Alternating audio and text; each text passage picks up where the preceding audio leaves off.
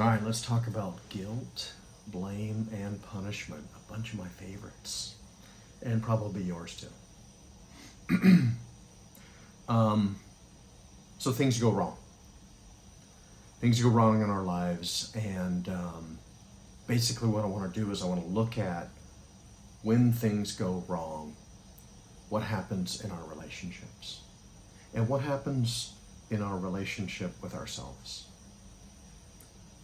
So, I don't know what happens in your relationships when things go off or go awry. I don't know if there's an explosion. I don't know if there's a withdrawal, a separation, a disconnection. Maybe the best path or the best thing to do with the situation is just to try to ignore it and sweep it under the rug.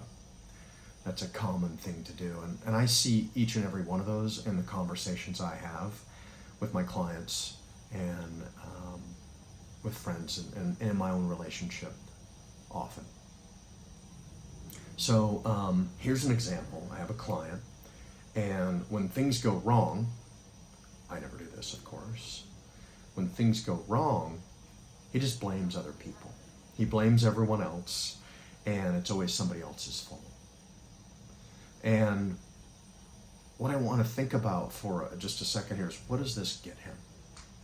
What does it get him to shift the blame and not take ownership of what's going on in his life? He gets to not feel guilty and not feel self-blame and the consequences of that, the self-punishment that occurs. And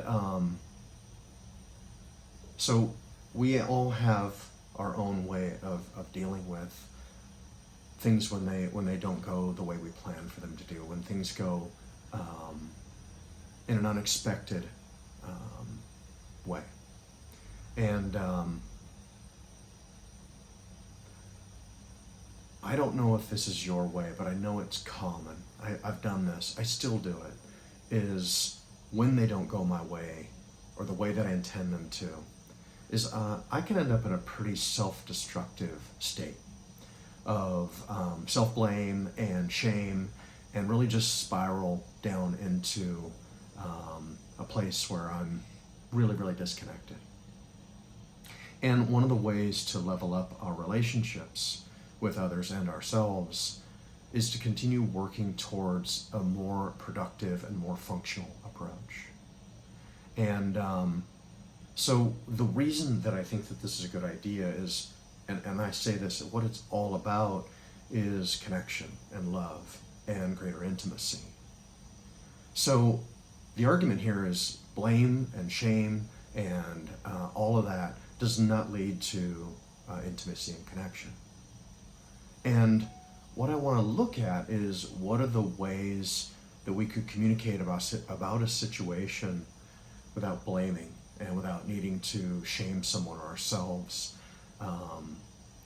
and bring this whole thing about where it's somebody's fault. And because what happens is that we create a cycle or a routine or a pattern where I don't want to share because I'm afraid that I'm going to get blamed or shamed or rejected, and I don't create a space where that's going to be, people are going to share that stuff with me, or I'm going to share that with them. And I want you to think about what it would look like, or consider what it would look like to be safe enough to where you could just share back and forth openly, and things wouldn't be taken personal. Things would be accepted and listened to, and that having one another's best interest in mind is something that would be kept at the forefront of the conversation. You may be doing this somewhat. I don't know anybody who's doing it all the time. And if we move towards making this a pattern and it happening more and more and more and more, it's a real game changer.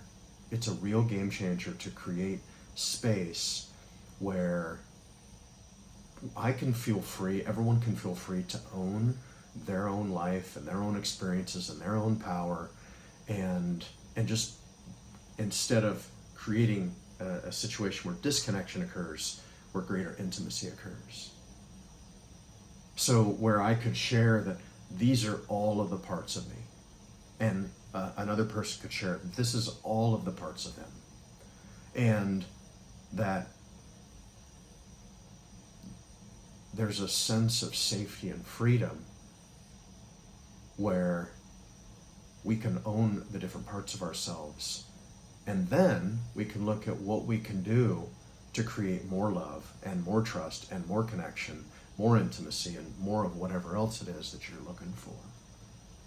And where amidst someone's mistakes, amidst someone's shortcomings, we can see them as amazing and beautiful and challenging, and yet we accept them.